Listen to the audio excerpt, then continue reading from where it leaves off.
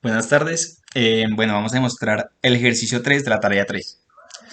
Este ejercicio nos dice que si un subconjunto de C omega es innumerable, entonces su clausura también lo es. Bueno, digamos que la idea de la demostración viene así. Nos vamos a imaginar a ese omega como un orden lineal, pues es un orden lineal, pero nos lo vamos a imaginar como una recta que tiene acá su mínimo y es un orden lineal que es un buen orden. Entonces, vamos a tener acá un conjunto enumerable cualquiera, un conjunto A, que es enumerable. Por la tarea 2 sabemos que si un subconjunto de ese omega es enumerable, entonces es acotado y además tiene un supremo. Entonces yo puedo pensar A como un conjunto cualquiera acá en ese omega. Esto aquí puede tener huecos, puede ser lo que sea. Solo sabemos que A es enumerable y que además está acotado y que tiene un supremo. Un supremo por aquí que va a acotar a todos sus elementos. Entonces después, con eso vamos a demostrar que ese supremo es un punto límite de A. Entonces va a estar en la clausura. Y después con ese mismo supremo vamos a construir un conjunto que va a ser, digamos, el segmento inicial de ese supremo, unido del supremo, y vamos a mostrar que la clausura está contenida en ese conjunto.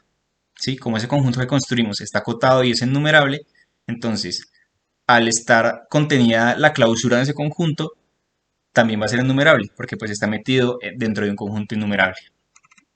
Entonces, ahora sí empecemos con la demostración. Entonces vamos a tomar un subconjunto A cualquiera de ese omega que es enumerable. Entonces sabemos que es acotado y que además tiene un supremo en ese omega. Entonces tenemos acá nuestro conjunto A, está acotado por ese omega y todo de aquí para allá. A está metido, todo lo de A está acotado aquí por este supremo. Entonces llamemos a ese supremo alfa. Alfa va a ser el supremo de A. Entonces ahora vamos a mostrar que ese supremo en efecto es un punto límite de A. ¿Sí? Entonces tengo acá a mi supremo, vamos a mostrar que es un punto límite. Entonces, por contradicción, supongamos que ese alfa no es un punto límite. Entonces, si no fuera punto límite de A, es porque existe una vecindad de alfa, tal que esa vecindad intersecta de forma vacía a quitándole alfa. Entonces, yo acá tengo a mi alfa, y yo puedo encontrar una vecindad de él que intersecte de forma vacía a quitándole alfa, ¿sí? Entonces, como esta vecindad es un abierto en la topología, en particular para cualquier elemento en esa vecindad, yo puedo encontrar un abierto básico que esté metido en la vecindad y que tenga a alfa, ¿sí? Entonces, digamos, yo puedo encontrar un abierto básico de la forma BC, un intervalo que contenga alfa, o un intervalo de la forma B infinito, que también contenga alfa, entonces, y que esté metido aquí en mi abierto, ¿sí? Listo, entonces, pues ese intervalo, de la forma que sea BC o B infinito, va a tener alfa y va a estar contenido en mi abierto, en mi vecindad. Digamos, no puede ser de la forma menos infinito B, porque pues va a intersectar de forma no vacía A, porque pues A está aquí, acotado por alfa, y si yo tomo algún segmento inicial de algo que sea mayor que alfa, pues va a intersectar de forma no vacía A, ¿sí? Listo, entonces tengo mi abierto de A, mi vecindad de alfa, perdón, de alfa, y voy a tener un intervalo acá, de la forma BC o B infinita, ¿sí? Entonces, yo tendría también que al este intervalo estar contenido en U, que es mi vecindad de alfa, ese intervalito también va a intersectar de forma vacía a sin alfa. ¿Sí? Entonces, bueno, entonces tengo un intervalito por acá, metido en U, que tiene alfa y que intersecta de forma vacía a. Entonces, como ese omega es un buen orden, yo puedo tomar el mínimo de ese intervalito, del intervalito que está metido en el abierto. Entonces, llamémoslo beta. Beta va a ser el mínimo de ese conjunto. Es un subconjunto de ese omega que es un buen orden, le puedo sacar un mínimo. Entonces, digamos, si yo lo llamo beta a ese mínimo, claramente ese beta va a ser menor que alfa. ¿Por qué? Porque el intervalo estaba centrado en alfa. Entonces el mínimo de ese intervalo va a ser menor que alfa. Y además voy a tener que ese beta va a ser mayor que todos los elementos de A. ¿Por qué? Porque pues no está en A.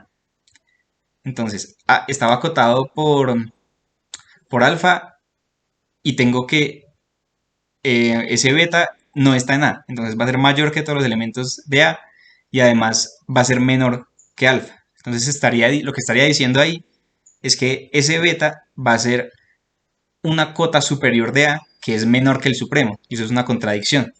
Entonces, porque pues sabemos que alfa es el supremo de A, ¿sí? Entonces así concluimos que alfa es un punto límite de A, entonces está en la cláusula de A.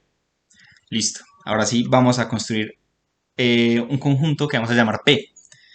Este conjunto va a ser precisamente tomar alfa, el supremo de A, tomar ese segmento inicial que le genera, ¿sí? Que va a ser menos infinito alfa, y unirle alfa, singleton alfa. Entonces P va a ser menos infinito alfa unido singleton alfa. Entonces digamos es como cerrar ese supremo aquí y coger todo esto hasta el mínimo de ese omega. Entonces voy a tener a A ahí metido, ¿sí? Llamemos a este conjunto P. Entonces, es claro que A está metido en P, porque pues todos los elementos de A estaban acotados por alfa, entonces, digamos, el segmento inicial generado por alfa, pues va a tener a todos los elementos de A. Entonces, como la clausura es A unido a los puntos límites de A, entonces basta mostrar que no existe un punto límite que esté por fuera de P, o sea, que esté en P complemento. ¿Sí? Listo, entonces. Entonces, por contradicción, vamos a hacer eso. Vamos a suponer que existe un X que es un punto límite de A, que pertenece a A'. Entonces, tal que ese X sea mayor que alfa, porque pues como no está en P, pues tiene que ser mayor que alfa, porque si fuera menor o igual que alfa estaría en P. Entonces voy a asumir que tengo un punto límite que es mayor que alfa estrictamente. ¿Sí? Entonces, al ser punto límite, toda vecindad de ese X va a intersectar de forma no vacía a A quitándole X. ¿Sí? Listo. Eso es lo mismo que decir que no existe una vecindad de X que intersecte de forma vacía a A, quitándole X, ¿sí? Entonces, pero pues digamos, yo siempre puedo tomar el intervalo alfa infinito. El intervalo alfa infinito va a contener a X. ¿Por qué? Porque X es mayor que alfa. Entonces, yo tengo acá mi A, tengo mi alfa, pues estoy tomando, por acá tengo mi X, que yo sé que es mayor que alfa, estoy tomando el intervalo infinito, alfa infinito. Ese intervalo contiene a X claramente e intersecta A de forma vacía, porque pues todos los elementos ya son menores que alfa. Entonces, si yo con esta intersección me va a dar vacío. Entonces, ahí ya llegamos a una contradicción porque estaríamos diciendo que X no es un punto límite. Entonces, así concluimos que no pueden existir puntos límites que estén por fuera de P, puntos límites de A. Entonces, todos los puntos límites de A están contenidos en P. Le metí el supremo y todos los demás posibles puntos límites que pueda tener A están metidos en este segmento inicial generado por el supremo. Entonces así concluimos que la clausura está contenida en P, en menos infinito alfa unido alfa. Entonces, como P es acotado también por alfa, entonces es enumerable. Y como la clausura está metida en un conjunto enumerable, también tiene que ser enumerable. Y así concluimos la demostración.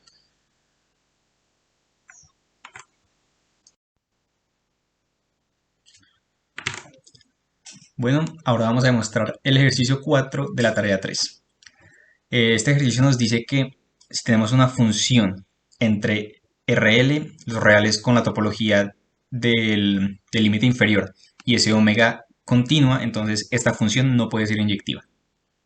Para demostrar esto utilizaremos dos teoremas, dos hechos importantes que nos van a ayudar. El primero es una caracterización de la continuidad, pues, de las funciones continuas entre espacios topológicos que vimos en clase, que dice que una función entre dos espacios x y y es continua si y solo si para todo subconjunto de x, digamos para todo A subconjunto de x, f de la clausura de A está contenido en la clausura de f de A.